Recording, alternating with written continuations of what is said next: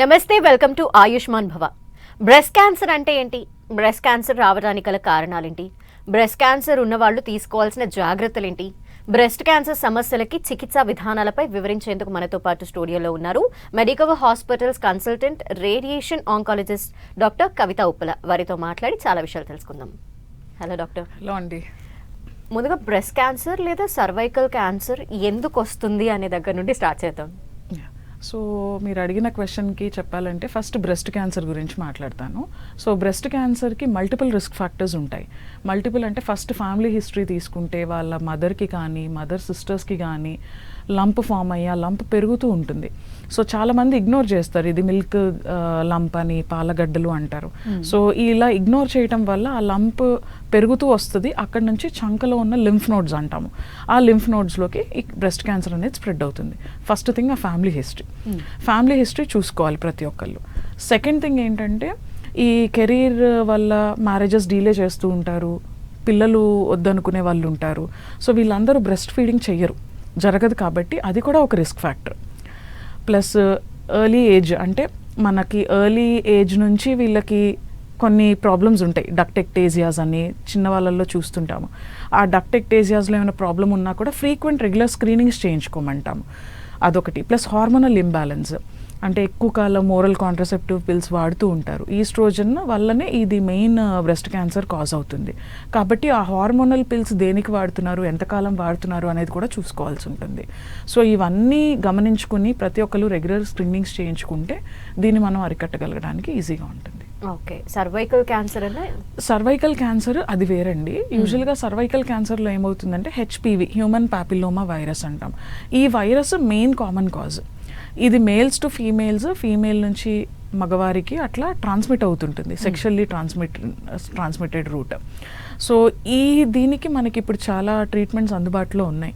Cervical cancer అంటే యూజువల్గా వీళ్ళకి ఎట్లా సిమ్టమ్స్ వస్తాయంటే బ్లీడింగ్ వస్తుంది, వెజైనల్ బ్లీడింగ్, డిశ్చార్జ్, బ్యాక్ పెయిన్తో వస్తారు. సో ఈ కామన్ సిమ్టమ్స్తో వస్తారు వీళ్ళు. ఇలా వచ్చినప్పుడు మనము లోకల్ ఎగ్జామినేషన్ చేస్తాం. ఆ లోకల్ ఎగ్జామినేషన్ చేసినప్పుడు వాళ్ళకి సర్విక్స్ దగ్గర గడ్డ ఉంటుంది. సర్విక్స్ అంటే గర్భాశయకి ముఖద్వారం. సో అక్కడ గడ్డ కనిపించినప్పుడు మనం అదర్ టెస్ట్ చేయించుకోవాలి. ఓకే. ఇప్పుడు బ్రెస్ట్ క్యాన్సర్కి లంప్ ఫామ్ అయిన వెంటనే గుర్తించటం కాకుండా ఇంకేదైనా అదర్ సిమ్టమ్స్ కూడా ఉంటాయా? ఎస్. సో ఈ లంప్ ఫామ్ అయినప్పుడు ఇమీడియట్, ఇప్పుడు 40 సంవత్సరాల లోపున్న ఆడవాళ్ళల్లో మనం అల్ట్రాసౌండ్ చేసుకుంటాం. Ultrasound of both the breast చేస్తాం. అందులో అసలు లంప్ సైజ్ ఎంత ఉంది, యాక్సిలరీ లింఫ్ నోడ్స్ అంటే అండర్ ఆర్మ్లో లింఫ్ నోడ్స్కి ఏమైనా స్ప్రెడ్ అయిందా లేదా, ఇవన్నీ మనకు అల్ట్రాసౌండ్లో తెలుస్తాయి. 40 పైబడిన వాళ్ళల్లో మనము మామోగ్రామ్ చేయించుకుంటాం. మామోగ్రామ్లో కూడా అంతే తెలుస్తుంది, మనకి స్టేజ్ కొంతవరకు తెలుస్తుంది. బట్ హోల్ బాడీ అంటే మనకి మామోగ్రామ్లో గడ్డు ఉన్నప్పుడు మనం బయాప్సీ అడ్వైస్ చేస్తాం. ఒకవేళ క్యాన్సర్ సస్పిషియస్గా ఉందా లేదా అది చూసుకుని బయాప్సీ అడ్వైస్ చేస్తాం. బయాప్సీలో కన్ఫర్మ్ అయిపోతుంది క్యాన్సర్ గడ్డ అది కాదు అనేది. ఆ బయాప్సీ అయిన తర్వాతే మనం అదర్ టెస్ట్ అంటే హోల్ బాడీ స్కానింగ్ అవన్నీ ఉంటాయి, అవి చేసుకోవడం జరుగుతుంది. ఓకే. అంటే చాలా మందికి అడ్వాన్స్డ్ స్టేజెస్లో మాత్రమే తెలుస్తుంది అంటారు, ఇనీషియల్గా తెలియదు అంటారు. ఎందువల్ల అంటారు అలా? ఈ చాలా అర్బన్ అంటే మనం అర్బన్ ఇండియాలో చూసుకుంటే ఎడ్యుకేటెడ్ పీపుల్ కూడా లంప్ ఫామ్ అయినప్పుడు దాన్ని నెగ్లెక్ట్ చేస్తూ ఉంటారు. ఇదేం కాదు, ఏం పెరగదు, ఇలాంటివి మాత్రం చాలా జరుగుతున్నాయండి, చాలా చూస్తున్నాం కూడా హాస్పిటల్స్లో. అలా కాకుండా ఏదన్నా గడ్డ, అది ఫైబ్రాయిడినోమాసే కానివ్వండి, నాన్ క్యాన్సరస్ లంప్సే కానివ్వండి, ఇలాంటివి మనము అర్లీగా లంప్ వచ్చినప్పుడు ఇమీడియట్గా డాక్టర్ దగ్గరికి వెళ్ళి చెక్ చేయించుకుంటే అది క్యాన్సర్ గడ్డ కాదా అనేది డాక్టర్ ఫాలోఅప్లో పెట్టడం జరుగుతుంది. సో అలాంటి మనం అర్లీగా వెళ్ళి చెక్ చేయించుకుంటే ఈ లేటర్ స్టేజెస్లో డయాగ్నోజ్ అవ్వేవన్నీ మనం ప్రివెంట్ చేస్తాం. ఓకే. బ్రెస్ట్ క్యాన్సర్కి, సర్వైకల్ క్యాన్సర్కి రేడియేషన్ చేస్తారు అని వింటూ ఉంటాం. ఎందుకు రేడియేషన్? సో రేడియేషన్ ఒకటే కాదండి, మనకి ఈ క్యాన్సర్స్ డయాగ్నోజ్ అయిన తర్వాత సర్జరీ, కీమోథెరపీ, రేడియేషన్, ఈ క్యాన్సర్కున్న ట్రీట్మెంట్స్లో ఇవి అందుబాటులో ఉన్నాయి. సో ఇప్పుడు మనం రేడియేషన్ గురించి మాట్లాడుతున్నాం కాబట్టి బ్రెస్ట్ క్యాన్సర్లో రేడియేషన్ ఎప్పుడు ఇస్తామంటే సర్జరీ అయిపోయిన తర్వాత. కొంతమంది ప్రిఫరెన్స్ ఉంటుంది, ఖాళీ గడ్డ మాత్రం తీయించుకుంటారు, కొంతమంది వద్దు మొత్తం బ్రెస్ట్ తీయించుకుంటారు. బట్ రెండిటి ఎఫెక్ట్ సేమ్గానే ఉంటుంది. గడ్డ తీయించుకున్నంత మాత్రాన మళ్ళీ క్యాన్సర్ తిరిగి వస్తుంది అనుకుంటారు, బట్ అలా ఉండదు. సో మనకి జస్ట్ ఈ లంప్ తీయించుకున్నప్పుడు మాత్రం రేడియేషన్ 100% తీసుకోవాలి. ఎందుకంటే చుట్టుపక్కల మన కంటికి కనిపించని కణాలు ఉంటాయి, క్యాన్సర్ కణాలు. సో ఈ రేడియేషన్ ఇస్తాము. ఇప్పుడు సర్వైకల్ క్యాన్సర్ గురించి మాట్లాడుకుంటే స్టేజ్ 1 నుంచి స్టేజ్ 4 వరకు రేడియేషన్ అవసరం పడుతుంది. 1, 2, 3లో మనం క్యూర్ ఇంటెంట్తో ఇస్తాం, అంటే క్యూర్ అయిపోవాలని ఇస్తాం. స్టేజ్ 4 అంటే సర్వైకల్ క్యాన్సర్ అక్కడి నుంచి లివర్లోకి లంగ్స్లోకి అట్లా వెళ్ళినప్పుడు మాత్రం స్టేజ్ 4 అంటాం. ఇట్లాంటి స్టేజ్ 4 కండిషన్లో ఏమంటే క్యూర్ ఉండదు. సో జస్ట్ పాలియేటివ్ అంటే మనకి బ్లీడింగ్ అవుతున్నా బ్లీడింగ్ స్టాప్ చేయడానికి రేడియేషన్ ఇస్తాం. ఇది సర్వైకల్ క్యాన్సర్లో. ఓకే, అంటే ఆ స్టేజెస్ని కూడా మనం అర్థం చేసుకోవచ్చు అంటారా? అవును, ఎప్పుడైనా పేషెంట్ ఎర్లీగా వచ్చినప్పుడు లంప్ సైజు చిన్నగా ఉందనుకోండి బ్రెస్ట్లో, సో లెస్ దాన్ 2 సెంటీమీటర్స్ అంటే స్టేజ్ 1 అంటాం. 2 to 5 సెంటీమీటర్స్ స్టేజ్ 2, మళ్ళీ అండర్ ఆర్మ్ లింఫ్ నోడ్స్లోకి వెళ్ళిపోతుంటే స్టేజ్ 3. స్టేజ్ 4 అంటే బ్రెస్ట్ నుంచి వేరే ఆర్గన్ స్ప్రెడ్ ఉంటుంది. సో బ్రెయిన్లోకి కానీ లివర్స్లోకి కానీ లంగ్స్లోకి కానీ బోన్స్లోకి కానీ స్ప్రెడ్ అయినప్పుడు స్టేజ్ 4 అంటాం. సో ఈ స్టేజ్ 4లో డయాగ్నోజ్ అవ్వకుండా ఉండాలి అంటే ఎవ్రీ ఇయర్ ఈ స్క్రీనింగ్ టెస్ట్ చేయించుకుంటూ ఉండాలి. ఈవెన్ ఫ్యామిలీ హిస్టరీ ఉన్నా లేకపోయినా ప్రతి ఒక్కళ్ళు చేయించుకోవాలి. అంటే ఒకప్పుడు రేడియేషన్ టెక్నాలజీకి ఇప్పుడు వచ్చిన రేడియేషన్ ప్రాసెస్కి కొంచెం డిఫరెన్సెస్ ఉన్నాయి అని వింటున్నాను. డెఫినెట్గా ఉన్నాయి. ఎలా? డెఫినెట్గా ఉన్నాయండి. ఇంతకుముందు పాత పద్ధతులు అంటే 1970s 80sలో ఉన్న మనకు మెషిన్స్, కోబాల్ట్ మెషిన్స్, అప్పుడున్న ఓల్డ్ మెషిన్స్తో కంపేర్ చేస్తే ఇప్పుడున్న high and linear accelerator machines అందుబాటులో ఉన్నాయి. అది కొంచెం ఎక్స్పెన్సివ్ ఉన్నా కూడా ట్రీట్మెంట్, బట్ మనం ఈజీగా డెలివర్ చేయడానికి ప్లస్ సైడ్ ఎఫెక్ట్స్ తగ్గడానికి మనకి యూజ్ అవుతుంది. సో సైడ్ ఎఫెక్ట్స్ బాగా తగ్గుతాయి. మనం బ్రెస్ట్లో రేడియేషన్ ఇచ్చేటప్పుడు మన కింద అండర్లైన్ లంగ్ హార్ట్ని ప్రొటెక్ట్ చేసుకుంటూ ఇస్తాము రేడియేషన్. వాటికి ఎక్సెస్ డోస్ వెళ్ళకుండా కొన్ని టాలరెన్స్ లిమిట్స్ ఉంటాయి, అది దాటకుండా అంతులోనే ఇవ్వడం జరుగుతుంది. ఇది బ్రెస్ట్ క్యాన్సర్ది. సర్వైకల్ క్యాన్సర్కి కూడా సేమ్ థింగ్. హై అండ్ మెషిన్తో మనం లేటెస్ట్ టెక్నిక్స్ ఉన్నాయి, ఐఎంఆర్టీ, ఐజీఆర్టీ, ర్యాపిడ్ ఆర్క్ అని.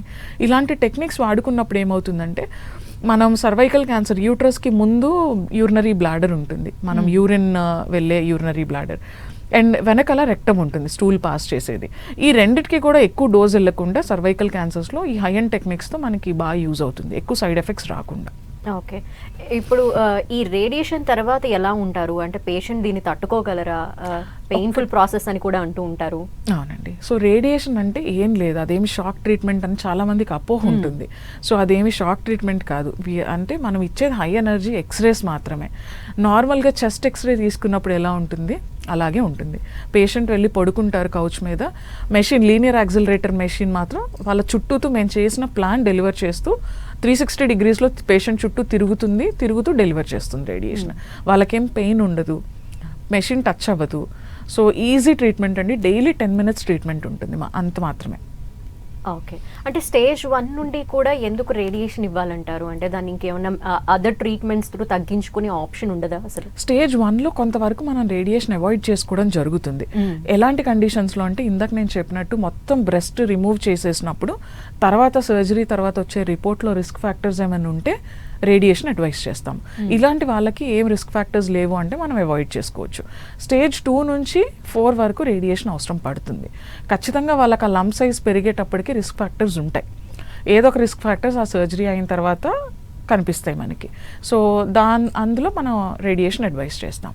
ఓకే, అంటే ఇప్పుడు సర్వైకల్ క్యాన్సర్ కూడా మనం ముందుగానే అర్థం చేసుకోవచ్చు అంటారా? సర్వైకల్ క్యాన్సర్కి ఫస్ట్ పేషెంట్కి మెన్స్ట్రల్ సైకిల్స్ ఇప్పుడు ప్రీ మెనోపాజల్ అనుకోండి, అంటే నెలసరిలు వస్తున్న ఆడవాళ్ళకి నెలసరి మధ్యలో బ్లీడింగ్ అవుతున్నా కూడా, లేదంటే సెక్షువల్ ఇంటర్కోర్స్ జరిగిన తర్వాత ఇమీడియట్గా బ్లీడింగ్ అవుతుంది, అలా ఉన్నప్పుడు చాలా జాగ్రత్త పడాలి. అది one of the symptom for cervical cancer. ఇలా బ్లీడింగ్ అవుతుంది ఇంటర్కోర్స్ తర్వాత అన్నప్పుడు ఇమీడియట్గా వెళ్ళాలి డాక్టర్ దగ్గరికి, అది నార్మల్ కాదు. సో అలా అవుతున్నప్పుడు మనం ఒకసారి పర్వజైనల్ ఎగ్జామినేషన్ చేసుకుని వాళ్ళకి అడ్వైస్ చేస్తాం ఏం చేయాలి అనేది. ఓకే, ఇప్పుడు వీటిల్లో స్టేజెస్ ఎలా ఉంటాయి? సర్వైకల్ క్యాన్సర్లో కూడా స్టేజెస్ ఉంటాయి, 1 2 3 4. సో స్టేజ్ 1 అంటే జస్ట్ ఆ లిప్స్ ఆఫ్ ద సర్విక్స్ మీదే ఉంటుంది, చిన్న గడ్డ అల్సర్ లాగా గ్రోత్ లాగా ఉంటుంది. స్టేజ్ 2 అంటేనేమో అక్కడి నుంచి పక్కనకి స్ప్రెడ్ అవుతుంది, పారామెట్రియం అంటాము, అక్కడికి స్ప్రెడ్ అవుతుంది, కింద వెజైనల్ ఇన్వాల్వ్మెంట్ ఉంటుంది. స్టేజ్ 3 అంటేనేమో కిడ్నీకి వెళ్ళే అవకాశం, కిడ్నీకి స్ప్రెడ్ అయ్యే అవకాశం కూడా జరుగుతుంది. స్టేజ్ 4 అంటే వేరే ఆర్గన్ స్ప్రెడ్ ఉంటుంది, లంగ్స్ కానీ లివర్ కానీ. రేడియేషన్ త్రూ ఈ స్టేజ్ 4లో కూడా తగ్గించుకునే ఆప్షన్ ఉంటుందంటారా సర్వైకల్కి? సర్వైకల్కి రేడియేషన్ ఓన్లీ స్టేజ్ 4లో పాలియేటివ్ ఇంటెంట్ అంటాం, అంటే మనం క్యూర్ చేయలేని స్టేజ్ కాబట్టి జస్ట్ పాలియేషన్ ద్వారా, అంటే ఈ బ్లీడింగ్ ఎక్కువ అవుతున్నా కూడా బ్లీడింగ్ స్టాప్ చేసుకోవడానికి స్టేజ్ 4లో రేడియేషన్ ఇస్తాం. ఒక 3 to 4 days రేడియేషన్ ఇవ్వడం జరుగుతుంది. ఓకే, రేడియేషన్ వల్ల సైడ్ ఎఫెక్ట్స్ ఏమైనా ఉంటాయా? రేడియేషన్ వల్ల సైడ్ ఎఫెక్ట్స్ అంటే బ్రెస్ట్ క్యాన్సర్లో తీసుకుంటే, సో మనకి ఇప్పుడున్న హై ఎండ్ మెషిన్స్ వల్ల పేషెంట్స్ నార్మల్గా వస్తారు, తీసుకొని వెళ్ళిపోతున్నారు, ఎక్కువ సైడ్ ఎఫెక్ట్స్ చూడట్లేదు. ఏమన్నా ఉంటే కూడా టెంపరీ సైడ్ ఎఫెక్ట్స్ అంటాము. వాళ్ళకి బ్రెస్ట్లో మనం లింఫ్ నోడ్స్ ట్రీట్ చేస్తున్నప్పుడు కొంచెం గొంతు నొప్పి రావడం జరుగుతుంది, అదొకటి. ప్లస్ స్కిన్ డార్కెనింగ్ అవుతుంది, అదొకటి. ప్లస్ లంగ్ మనం టాలరెన్స్ డోస్ లోపలే ఇస్తాం కాబట్టి పెద్ద కాఫ్ కొంచెం అట్లాంటి సిమ్టమ్స్ ఉంటాయి. అంతకు మించి పెద్ద మేజర్ సైడ్ ఎఫెక్ట్స్ ఏముండవు. ఇవన్నీ నేను చెప్పేవి టెంపరీ సైడ్ ఎఫెక్ట్స్ మాత్రమే. ఒకసారి 15 days ఆఫ్ రేడియేషన్ బ్రెస్ట్లో అయిపోగానే పేషెంట్స్ మళ్ళీ 1 monthలో ఇవన్నీ టెంపరీ, ఇవన్నీ నార్మల్ అయిపోతారు. ఈ స్కిన్ బ్లాకనింగ్ ఇవన్నీ తగ్గిపోతాయి. ఓకే. సర్వైకల్లో అయితే ఎలా ఉంది? సర్వైకల్లో ఏంటంటే ఈ సేమ్ థింగ్, రేడియేషన్ మనం ప్లాన్ చేసినప్పుడు బ్లాడర్ రెక్టమ్ ప్రొటెక్ట్ చేసుకుంటూ ఇస్తాము. పక్కన బోన్ మ్యారో అంటాం, అంటే పక్కన పెల్విక్ బోన్స్ కూడా ఉంటాయి కాబట్టి ఆ బోన్ మ్యారో ప్రిజర్వింగ్ రేడియేషన్ ఇస్తాము. అంటే దానికి ఎక్కువ వెళ్ళకుండా, బ్లడ్ కౌంట్స్ పడిపోకుండా జాగ్రత్తగా చూసుకుంటూ మనం హై ఎండ్ టెక్నిక్స్ డెలివర్ చేసుకుంటే ఇవాళ రేపు పేషెంట్స్ మంచిగా ఈజీగా క్యూర్ అయిపోతున్నారు. దేర్ క్వాలిటీ ఆఫ్ లైఫ్ కూడా బాగుంటుంది. ఓకే. రేడియేషన్ అంటే ఏవైతే క్యాన్సర్ కణాలు ఉంటాయో వాటి మీద టార్గెట్ చేస్తూ ఉంటారు. అండ్ సరౌండింగ్స్లో కూడా ఇంకా హెల్దీ కణాలు ఉంటాయి, వాటి మీద ఏమైనా ఎఫెక్ట్ పడే ఛాన్సెస్ ఉంటుందా రేడియేషన్లో? డెఫినెట్గా ఉంటుందండి. హెల్దీ కణాలు, ఇప్పుడు రేడియేషన్ మనం ఓన్లీ ఆ క్యాన్సర్ సెల్స్కి మాత్రమే ఇవ్వము. ఆ మార్జిన్స్ ఎక్కువ ఇచ్చుకున్నప్పుడు ఆ నార్మల్ సెల్స్కి కూడా డ్యామేజ్ జరుగుతుంది, దానివల్లే మనకు సైడ్ ఎఫెక్ట్స్ వస్తాయి. సో ఆ నార్మల్ సెల్స్ డ్యామేజ్ అయినా కూడా దాని రిపేర్ మెకానిజమ్స్, ఏదైతే సెల్లో మనకి డిఎన్ఏ అనే జెనెటిక్ మెటీరియల్ ఉంటుందో దానికి రిపేర్ మెకానిజమ్స్ ఫాస్ట్గా ఉంటాయి. సో మనకి నార్మల్ సెల్ డ్యామేజ్ అయినా కూడా 24 hours అది రిపేర్ చేసుకోగలుగుతుంది. క్యాన్సర్ సెల్స్ అట్లా కాదు, మనం హై ఎండ్ రేడియేషన్ ఇచ్చినప్పుడు దాని రిపేర్ మెకానిజమ్స్ ఉండవు, అవి చనిపోవడం జరుగుతుంది. ఓకే. అండ్ డాక్టర్, అంటే ఇప్పుడు వీళ్ళు వన్స్ ట్రీట్మెంట్ తర్వాత రేడియేషన్ చేయించుకున్న తర్వాత చేయాల్సినవి చేయకూడనివి ఏమన్నా ఉన్నాయా? ఏముండవండి. నార్మల్ లైఫ్ స్టైల్, వాళ్ళు ఇప్పుడు ఎలా ఉంటున్నారో ఈవెన్ ట్రీట్మెంట్ అయిపోయిన తర్వాత కూడా కొంచెం వీక్నెస్ ఇస్ కామన్. దానికి మనము కొన్ని multivitamins, calcium, vitamin D tablets అవి పెడతాం లైఫ్ బాగుండటానికి. ఈ రేడియేషన్ వల్ల వచ్చే మేజర్ సైడ్ ఎఫెక్ట్స్ అయితే ఏముండవు. భయపడుతూ ఉంటారు కానీ బట్ వాళ్ళ నార్మల్ లైఫ్ లీడ్ చేస్తారు. అన్ని పనులు వాళ్ళ ఇంట్లో పనులు చేసుకోవచ్చు, వాకింగ్కి వెళ్ళమంటుంటాము, హై ప్రోటీన్ డైట్ తీసుకోమంటాము, నార్మల్ లైఫ్ స్టైల్ అండి. కొంతమందిలో సింగిల్ బ్రెస్ట్లో వచ్చిన ప్రాబ్లం మళ్ళీ సెకండ్ దానికి కూడా రావటం కూడా చూస్తూ ఉంటాము. అంటే ఇలా స్ప్రెడ్ అవ్వటం కూడా జరుగుతుందా? అవును, అంటే మనకి స్ప్రెడ్ అవ్వడానికి family history main common cause ఉంటుంది. సో మనం ఈ ఒక పేషెంట్ ట్రీట్మెంట్ అయిపోయిన తర్వాత కూడా మనము వాళ్ళని రెగ్యులర్ ఫాలోఅప్స్లో పెట్టుకుంటాం. ఈవెన్ స్టేజ్ 1 అయినా కూడా లైఫ్ లాంగ్ ఫాలోఅప్స్లో ఉండమంటాం. ఎందుకు అంటే క్యాన్సర్ గడ్డ అనేది మళ్ళీ ఆపోజిట్ బ్రెస్ట్లో రావచ్చు, లేదా ట్రీట్మెంట్ అయిన బ్రెస్ట్లో కూడా రావడం జరుగుతుంది. ఈ రికరెన్సెస్ని మనము అవాయిడ్ చేసుకోవడానికి డెఫినెట్గా వాళ్ళని ఫాలోఅప్లో పెట్టాలి. ఓకే. రేడియేషన్ తర్వాత వాళ్ళ లైఫ్ స్పాన్లో ఏమైనా చేంజెస్ ఉంటాయా? రెగ్యులర్గా వాళ్ళు చేసుకునే పనులన్నీ చేసుకున్నా కూడా వాళ్ళలో కొంత స్ట్రెంగ్త్ తగ్గిద్ది, ఇట్లాంటివి వింటూ ఉంటాము. అవునండి, అంటే కొంత స్ట్రెంగ్త్ తగ్గడం అంటే వీక్నెస్ ఉంటుంది, బట్ అది కూడా టెంపరీ. వీళ్ళు నార్మల్ పనులు వాళ్ళ ఇంట్లో చేసుకుంటారు. కొంతమందికి ఏంటంటే ఈ పోస్ట్ మెనోపాజల్, ఈ పీరియడ్స్ అయిపోయిన ఆడవాళ్ళలో కొంచెం బోన్ స్ట్రెంగ్త్ కోసము కొన్ని ఇంజెక్షన్స్ ఇస్తూ ఉంటాము, కాల్షియం, విటమిన్ డి ఇవన్నీ ఇస్తూ ఉంటాము. హాస్పిటల్స్కి వచ్చే పేషెంట్స్ కూడా ట్రీట్మెంట్ అయిపోయిన తర్వాత ఒక 1 year 2 years స్ట్రిక్ట్ 3 month ఫాలోఅప్లో పెట్టేస్తాము, ఎవ్రీ 3 monthsకి రావాలి అని. ఒకసారి వాళ్ళకి 3rd year క్రాస్ అయ్యింది అంటే మనకు రికరెన్సెస్ చాలా తగ్గుతూ వస్తాయి. ప్రతి సంవత్సరం గడిచే కొద్దీ వాళ్ళ క్వాలిటీ ఆఫ్ లైఫ్ బాగుంటుంది, వాళ్ళ వీక్నెస్ అవన్నీ తగ్గుతూ వస్తాయి. ప్లస్ వాళ్ళ టైమ్లీ స్కాన్స్ అయిపోతూ ఉంటాయి, స్కాన్స్ నార్మల్ ఉన్నప్పుడు వాళ్ళు హ్యాపీగా ఉంటారు. యాక్చువల్లీ డాక్టర్, ఇంతకు ముందు కంటే గతంలో కంటే ఇప్పుడు బ్రెస్ట్ క్యాన్సర్ పర్సంటేజ్ పెరుగుతుంది అని వింటూ ఉన్నాము ఈ మధ్య కాలంలో. ఎందుకంటారు, రీజన్స్ ఏంటి? ఇండియాలో ఇప్పుడు అది first most higher incident cancer అండి. ప్రతి సంవత్సరము మనకి చాలా లాక్స్ ఆఫ్ కేసెస్ ఇండియాలో జరుగుతుంది. అండ్ సర్వైకల్ క్యాన్సర్ కూడా 2nd highest కాజ్ ఇండియాలో.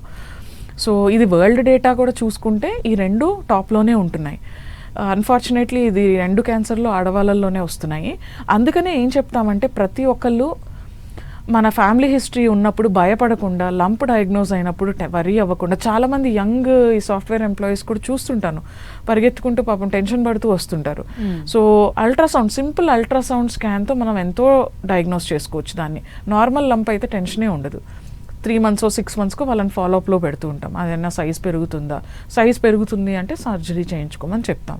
సైజ్ పెరగట్లేదు అనుకోండి, ఒక 10 years అయినా అది అంతే ఉంటుంది. మనకి అదేం క్యాన్సర్ గడ్డ కాదు. క్యాన్సర్ గడ్డ ఎప్పుడైనా సైజ్ పెరుగుతుంది, నార్మల్ లంప్స్ ఎప్పుడు సైజ్ పెరగవు. ఇది మెయిన్ అందరూ తెలుసుకోవాల్సిన విషయం. ఓకే, ఫ్యామిలీ హిస్టరీలో క్యాన్సర్ ఉన్న వాళ్ళు ఖచ్చితంగా వాళ్ళు వచ్చి డాక్టర్ని కన్సల్ట్ అవ్వాల్సిన ఉంటుందా?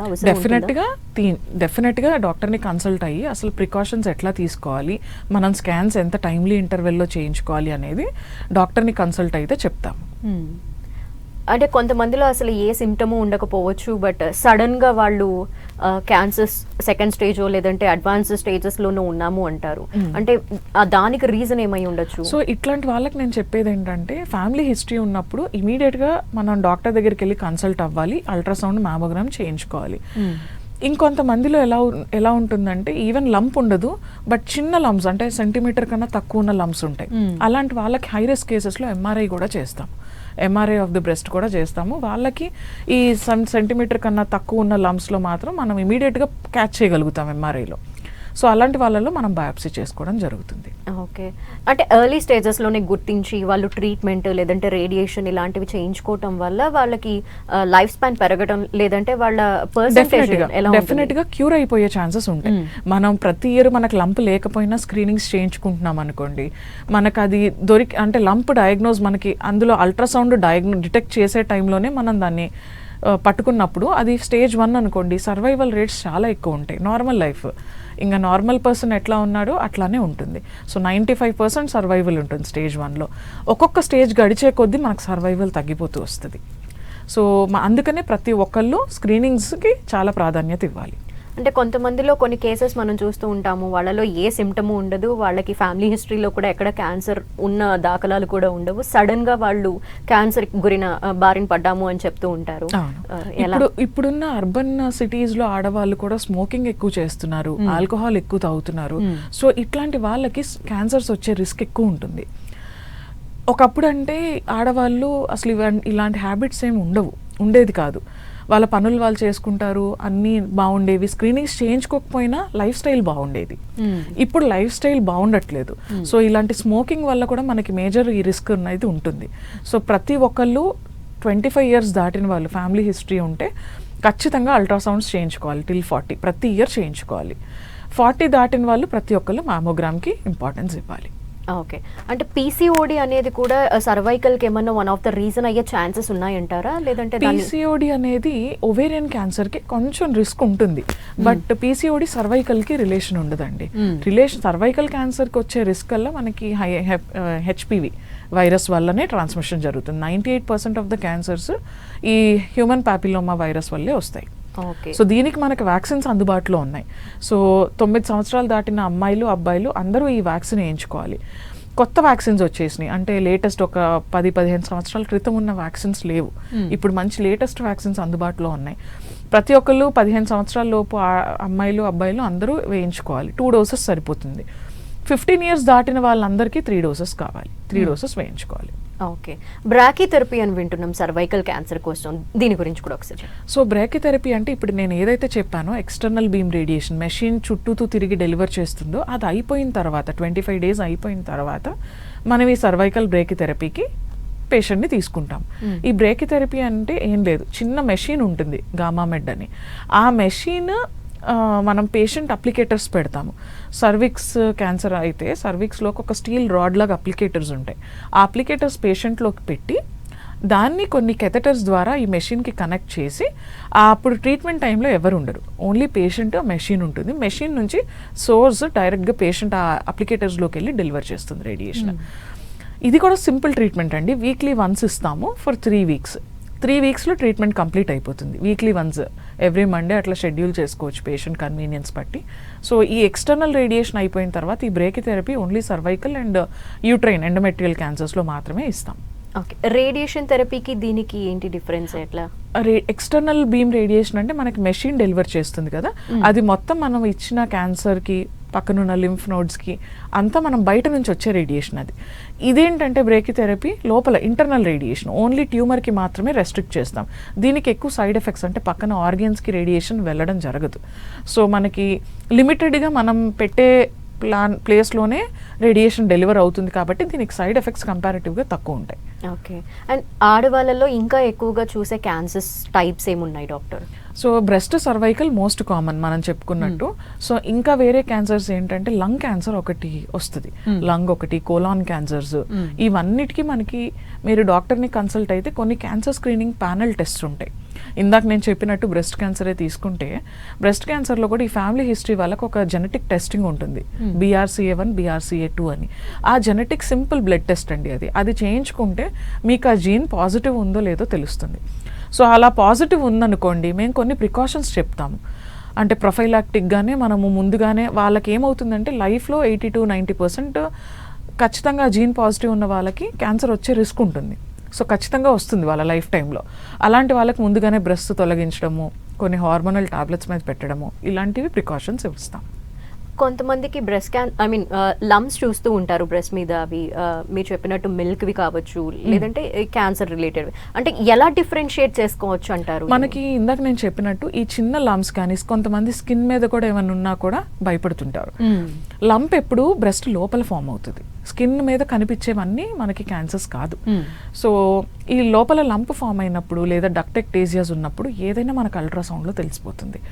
కొన్నిసార్లు ఏమవుతుందంటే ఈ పెద్దవాళ్ళల్లో మనం మ్యామోగ్రామ్ అంటే ఏం లేదు, ఎక్స్రే, అది కూడా కొంచెము ఎవ్రీ ఇయర్ వాళ్ళు చేయించుకునేటప్పుడు ఆ మ్యామోగ్రామ్లో కూడా ఎక్స్రే ఆఫ్ ద బ్రెస్ట్ అంతే. సో దాంట్లో మనకి ఏమైనా లంప్ ఉన్నా, లంప్ నుంచి ఏమైనా లింఫ్ నోడ్స్ కూడా కనపడతాయి మ్యామోగ్రామ్లో. ఏమైనా సస్పిషియస్గా ఉందనుకోండి బయాప్సీ అడ్వైస్ చేస్తాం ఇమీడియట్గా. సో బయాప్సీయే కన్ఫర్మేటరీ టెస్ట్ ఏ క్యాన్సర్కైనా కూడా. బయాప్సీ అంటే నీడిల్ టెస్ట్, చిన్న ముక్క పరీక్ష అంటాం. ఆ ముక్క బ్రెస్ట్లోంచి అల్ట్రాసౌండ్ పెట్టుకుని చూస్తూ రేడియాలజిస్ట్ చిన్న నీడిల్ పెట్టి తీస్తారు ఆ లంప్లోంచి. ఆ రిపోర్ట్ మనకి రాగానే మనకు అది క్యాన్సర్ ఉందా లేదా అనేది తెలుస్తుంది. క్యాన్సర్ ఉందనుకోండి వాళ్ళని ఆ ట్రీట్మెంట్స్ ప్రకారం మనం కౌన్సిల్ చేస్తాం. ఓకే.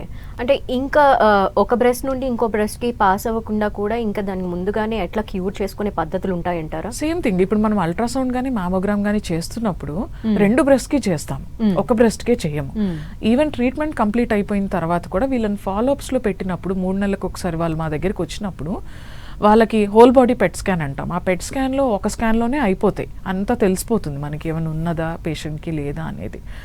కొన్నిసార్లు మనం ఫాలోఅప్లో పెట్టినప్పుడు మ్యామోగ్రామ్స్ కూడా చేస్తూ ఉంటాం to make sure there is, అంటే మన ట్రీట్మెంట్ బాగా అయిపోయిందా లేదా అనేది చూసుకోవడానికి, ఏమైనా లంప్స్ ఉన్నాయా లేదా అనేది.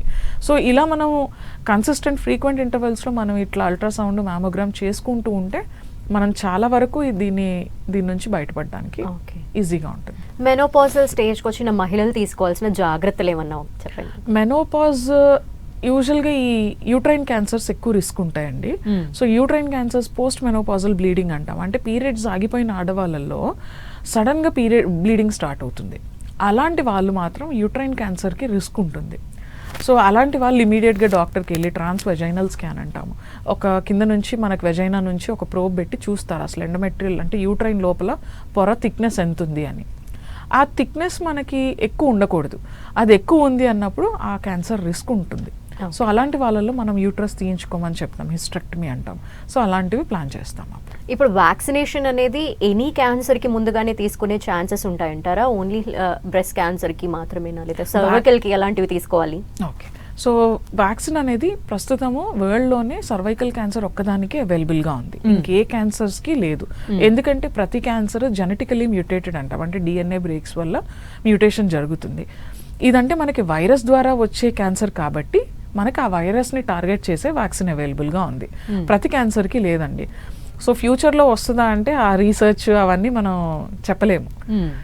సో ఇప్పుడైతే ప్రస్తుతానికి అందరూ ఇంపార్టెన్స్ ఇవ్వాల్సింది సర్వైకల్ క్యాన్సర్ వ్యాక్సిన్ తీసుకోవాలి, ప్రతి ఒక్కళ్ళు తీసుకోవాలి. ఇండియన్ డేటా ప్రకారం 45 years లోపల ఉన్న మహిళలు తీసుకోవచ్చు. Okay. Cancer I mean cervical cancer ని ప్రివెంట్ చేసుకోవడానికి వ్యాక్సిన్ నేమ్ ఎనీథింగ్ గార్డాసిల్ 9 అని దొరుకుతుంది. సో ఆ గార్డాసిల్ 9 అనే వ్యాక్సిన్ ప్రతి ఒక్కళ్ళు 3 doses తీసుకోవాలి. 15 నుంచి 45 వరకు 3 doses తీసుకోవాలి. ఓకే. అంటే ఫ్యామిలీ హిస్టరీ ఉన్న వాళ్ళు ముందుగానే ఏది తెలియదు కాబట్టి వాళ్ళకి, అంటే వాళ్ళలో ఎటువంటి సిమ్టమ్స్ లేవు కాబట్టి వాళ్ళు కూడా ఎలా ప్రొటెక్ట్ చేసుకోవడానికి ముందుగానే ఏమైనా ఛాన్సెస్ ఉంటాయా? ఫ్యామిలీ హిస్టరీ లేని వాళ్ళు కూడా ప్రతి ఒక్కళ్ళు ఇప్పుడు చెప్పేది అందరికీ ఇప్పుడు ఫ్యామిలీ హిస్టరీ నుంచి వచ్చే క్యాన్సర్లు 5 to 10% మాత్రమే. హెరిడిటరీ రిస్క్ అనేది 5 to 10%. మిగిలిన అందరూ అంటే women is at risk. So ఉమెన్కి బ్రెస్ట్ ఇష్యూ ఎక్కువ ఉంటుంది కాబట్టి మెన్తో కంపేర్ చేస్తే, సో ఉమెన్ ఎక్కువ రిస్క్లో ఉంటారు కాబట్టి నా అడ్వైజ్ ఏంటంటే 25 years దాటిన ప్రతి ఒక్కళ్ళు అల్ట్రాసౌండ్ స్క్రీనింగ్స్ చేయించుకోవాలి. అది డాక్టర్ పేషెంట్ అని కాకుండా ప్రతి ఒక్కళ్ళు చేయించుకోవాలి. ఓకే డాక్టర్, చాలా విషయాలు తెలియజేశారు బ్రెస్ట్ క్యాన్సర్ సంబంధించి, అలాగే సర్వైకల్ క్యాన్సర్ సంబంధించి. Thank you so much. Thank you. ఇది ఇవాల్టి ఆయుష్మాన్ భవ. చూస్తూనే ఉండండి 10 TV.